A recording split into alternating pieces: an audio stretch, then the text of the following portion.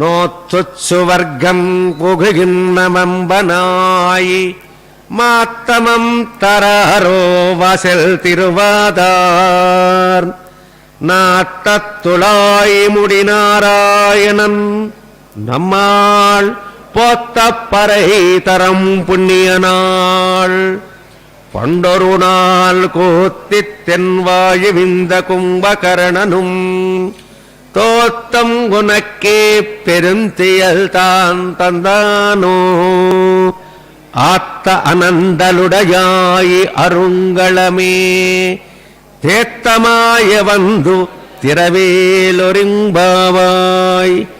ఆండాళ్ తిరువడిகளே శరణం. బయట గోపికలు ఆ ఇంట్లో నిద్రిస్తున్నటువంటి గోపికను చూశారు. ఎలా చూశారట? చాలా ఆనందంగా ఉంది ఆమె గారు. ఆ గదిలో ఆమె గారు కృష్ణుడితో కలిసి ఉండి కృష్ణానుభవం అనేటువంటి అనుభవాన్ని ఈమె గారు పొందుతున్నట్టుగా భావించారు. ఎవరైనా నోము నోచిన తర్వాత ఫలాన్ని పొందేటువంటి ఫలాన్ని ఈమె గారు ఫలం వ్రతం కాకముందే ముందుగానే పొందేస్తుంది. అంటే మనం 14వ తారీఖున కానీ ఈ వ్రతం యొక్క ఫలం మనకి పూర్తి కాదు.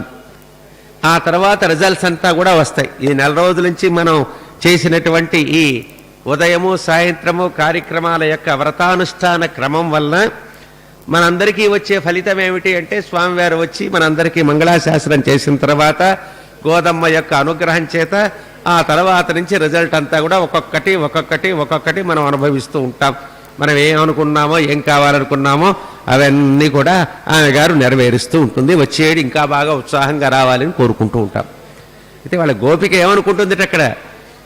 అమ్మా, నోము నోచి స్వర్గ సుఖాన్ని అనుభవిస్తున్నటువంటి ఓ అమ్మా అని సంబోధిస్తున్నారు.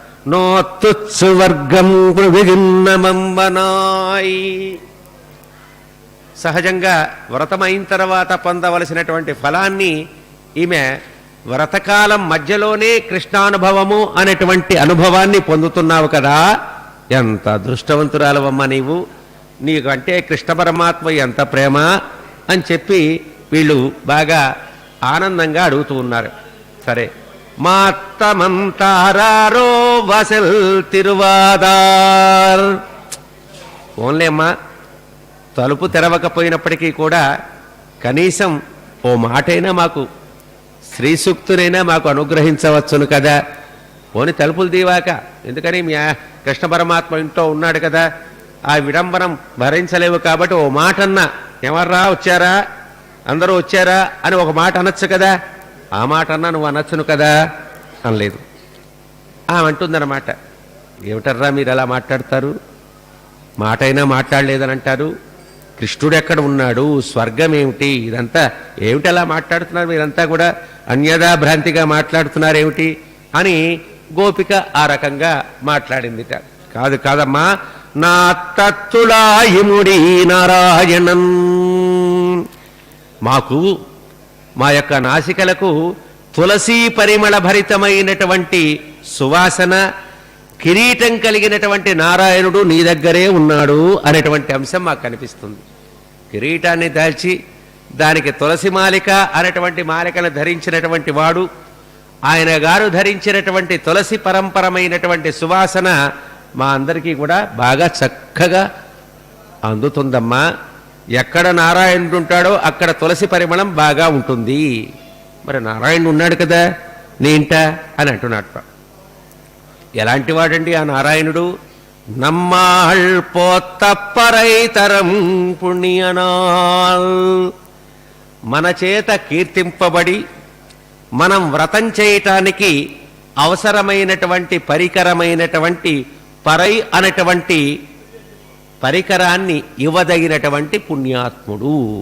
అలాంటి పుణ్యాత్ముడమ్మాయన గారు పరమాత్మ కీర్తిస్తే చాలు ఇచ్చేటువంటి అనుగ్రహం కలిగినటువంటి వాడు ఆయన. ఏంటి బాగా గురకలు పెట్టి నిద్రపోతున్నావు ఏమిటి, ఈ నిద్ర ఎవరిచ్చారు నీకు ఇలాగా అని ఆ నిద్రను ఒక రకమైనటువంటి ఉపమానంతో పోల్చి చెప్తున్నారు. ఓ అలాగా పండరుణాల్, పూర్వకాలంలో కూత్తిత్తిన్ వాయువింద కుంభకర్ణను. ఆ కాలంలో మృత్యువు యొక్క నోటిలో విసిరివేయబడినటువంటి ఒక ఆయన ఉన్నాడు, ఇలా నిద్రపోయిన ఆయన. ఎవరవాడు? కుంభకర్ణుడు అనేటువంటి వాడు. ఏమయ్యాడు వాడు? తోత్తంగునక్కే పెరుంతియల్తాంతందాను. ఆయన గారు ఆ నిద్రలో ఓడిపోయి తాను రాముడి చేత నిరసించబడి సంహరింపబడి ఆ నిద్రను నీకు బహుమతిగా కానుగ్గా ఇచ్చి వెళ్ళాడా ఏమీ అని అధిక్షేపిస్తున్నాడు అనమాట. ఆత్త అనందలుడయాయి అరుంగళమే. అబ్బా, చాలా నిద్రబద్ధకంగా ఉన్నావమ్మా. ఎలాంటి దానివి?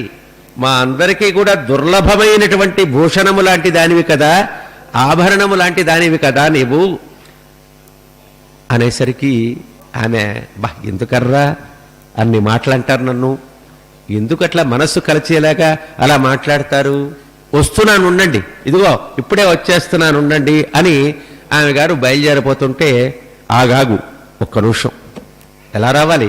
తేత్తమాయవందుతిరా, ఒక్కసారిగా తేరుకున్న దానివై రావలసినది అని చెప్పారనమాట.